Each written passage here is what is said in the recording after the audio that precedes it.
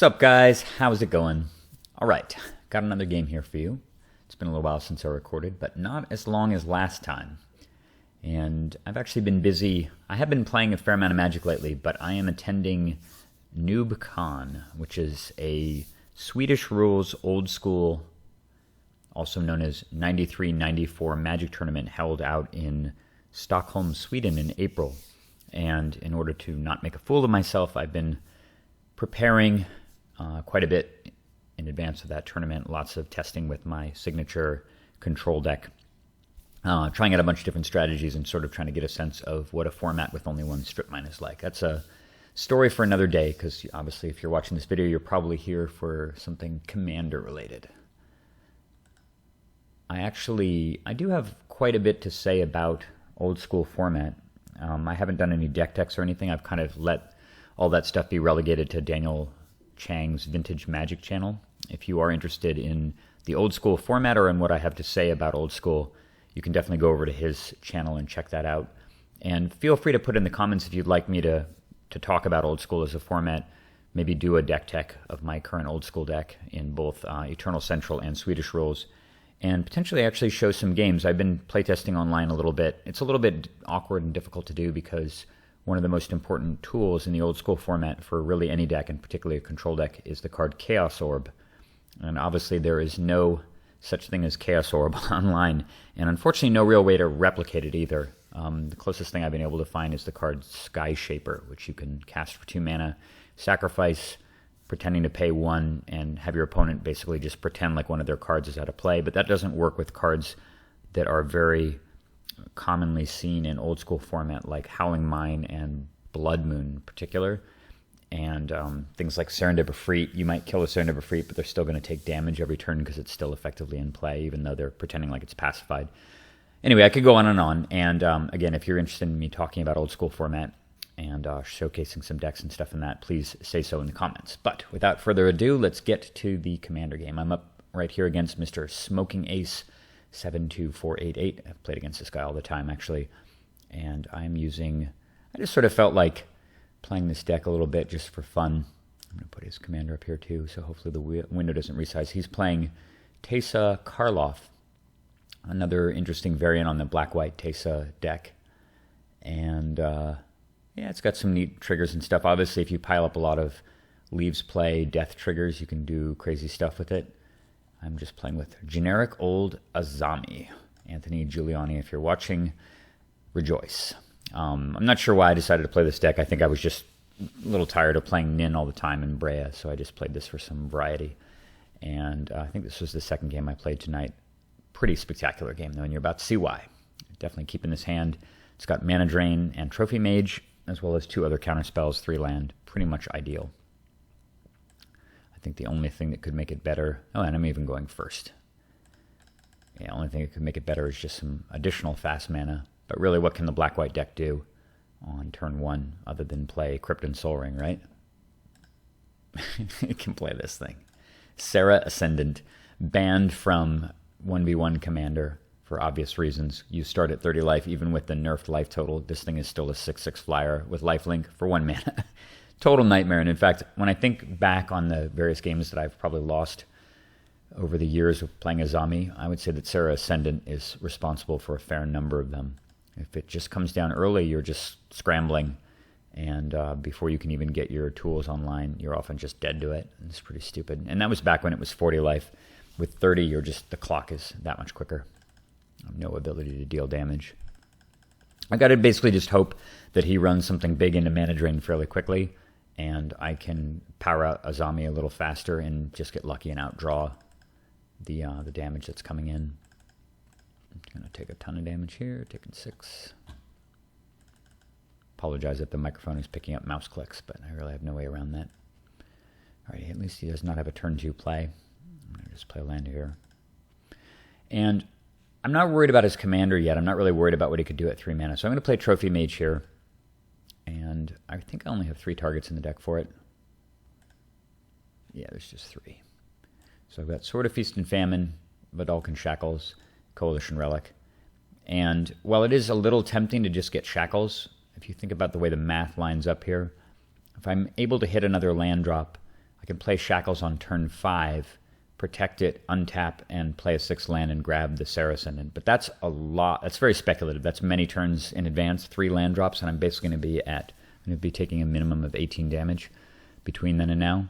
In fact, I think, actually, does that plan even work if I don't draw Acceleration? I don't think it does. So clearly the play here is to just take Coalition Relic and play it next turn, which will give me the ability to mana drain and hopefully draw into something before I'm dead. And he casts Vampiric Tutor at the end of the turn just to further complicate things. All right, he plays Skull Clamp. That's strange. I don't imagine that's what he tutored for. I'm a little surprised I didn't see Soul Ring or Crypt come down here to allow him to play his commander right away. He's clamping up the Ascendant. And that changes the math ever so slightly, because, well, I guess not really. I still die in 4 hits to this thing regardless. I'm just a little bit lower. Maybe he just really wanted to gain more life. Or it's related to something in his hand. Okay. Didn't do anything dramatic. There's Martyr of Frost. Pretty handy, but not all that useful right now. I'm going to get in there for 2. All right. So I really need him to just basically run his commander into mana drain. If he does nothing here, I still have the ability to play Azami and mana drain on my next turn, but I'm going to get really, really low. He plays 3 mana and plays the other Teysa. I'm honestly not convinced that this Teysa is, or that the new Teysa, where is it? There she is. This Teysa is better than the other one. I'll let you be the judge of that. But anyway, let's just get mana drain for sure. It's going to allow me to play a zombie and still fortify my position on the following turn. All right, getting bashed down to 10. Oh, this does not feel good. No answers and 2 turns away from death. All right, come on, deck. Wayfarer's Bauble. That is not useful. Okay, well, just play a zombie, I suppose. Draw a card. Well, it's certainly nice to see that. That could be very, very useful. At least as defense against something else if I'm able to solve the Serra Ascendant. It also makes my guys more immune to black removal. Draw Void Mage Prodigy. You are late to the party, Kai. Okay, so I'm just going to play Martyr of Frost, play the Bauble. I still have the ability to use Martyr of Frost to counterspell really almost anything he does with the 3 blue cards in hand, but I have not solved the problem of the 7/5 flyer. So he does play Teysa. And I think about this for a while and I realize, yeah, it's a pain in the ass, but really I need to solve the Serra Ascendant or just lose the game here. It's really not that dangerous, and it's more important that I draw cards. So I'm going to draw a card in response first, see what I get, and I'm just going to let it go. Because I really, this thing is just more valuable as a card drawer. It may just come down to having one more draw step here. I'm going to sack the Bauble since he's tapped out for the turn. And he's going to smash me down to 3. Ow. Bam. 3 to 53. Who's winning this game, guys? All right. Come on, deck. I believe in you. I believe in you a little less. Draw another card here. We've got a few outs. I do have the Void Mage Prodigy as a potential redraw. That's another blank. Oh, come on. Cryptic Command. Hell yeah. All right. All right. Game on. I'm going to play an island. Now the sword becomes really, really useful because I'm able to play this, attack through Teysa, completely play out all my mana, and get that Void Mage guy out as well. Attack, hit for 4. That makes him discard a card. He throws away Bloodghast. This is such a vicious combo. Bloodghast plus Skull Clamp plus Teysa is just insane. Basically clamp and draw 4 by playing a land. It's totally ridiculous. And so I think here for a second about bouncing the Serra Ascendant and drawing and realize that's pretty dumb. I obviously don't need to draw. So I make a mistake here, actually. Just completely ignored. When he discarded, I just sort of glanced at Bloodghast. I didn't even think about, it so rarely does have haste. I wasn't thinking that it was an issue, actually. So, stupidly, during his upkeep here, I obviously should have waited until the attack step, because 3 life versus 1 is a really big deal. So, I bounce the Serra Ascendant and tap his guy, and then he just plays a land, and he gets stupid Bloodghast back. And this guy's way too valuable to block with. So I'm going to take 2 damage for no reason and go to 1. Ay. All right. Well, 49-1. Sure, it was a mistake, but I guess it makes the video more dramatic, right? I can no longer sack fetch lands. And he clamps his thing and draws 4. Look at that. 2 triggers. Jesus. All right, what's the follow-up? He plays Atrios, God of Passage. And while this thing is not really doing anything right now, I can't stop the Bloodghast from coming back into play. And so that's 2, 4, 6 devotion. It's 1 away from it. And this whole like creature dying, opponent loses 3 life thing, or pays 3 life, seems bad too. So I feel like he's already played a land this turn. I'm not really that threatened by what he could do for 1 mana. And so I'm going to draw a card in response, and then I'm just going to cast Forbid. Oh, actually, I guess I decided not to Forbid. I think the reason why I'm doing this actually is because I want to... I'm just worried about some potential playback, and I really, like, the game is so tenuous here. He might just have some weird random card I've never thought of, like maybe he goes Chrome Mox and deals 1 damage to me and I lose. So I decided to play the super safe route and not completely tap out, not tap down to 1 mana. As tempting as it is, of course, to Forbid with buyback on that, there's a small range of cards that could make me lose the game, and I feel like now that I've solved the Serra Ascendant, like, so for example, imagine he goes Chrome Mox, play the Serra Ascendant after I get greedy and try to use Forbid. So I'm taking the safer route here and just opting to sack the Martyr of Frost to the Void Mage Prodigy, so that way I don't have to show him my hand. All right. Fortunately, it ends the turn. I can charge. All right. Still need to draw some good stuff. Ancient Tomb. That is not good when you're at 1. All right, 1 blue mana. I'm going to draw here and hope to hit something. Okay, well, that's handy. Jace is really nice. So I play Jace. I'm just going to attack here for 4. Knocks a card out of his hand. This is probably a bit of a greedy attack. I don't really think, since I have no use for the mana, I don't think that making him discard a card is really all that useful. And I regretted this attack as soon as I made it. You kind of just have the sword. You expect, oh, I definitely need to be dealing damage and making him discard and stuff. But really, he's got bazillion life points, and the card draw from Trophy Mage is just way more important. Plus, now I have to move the sword over onto another creature. Yeah, I'm not too happy with that. All right, Serra Ascendant comes back down. Now I can definitely safely Forbid with buyback and throw away these 2 lethal lands. Bloodghast comes back down. And then he thinks for a little bit here.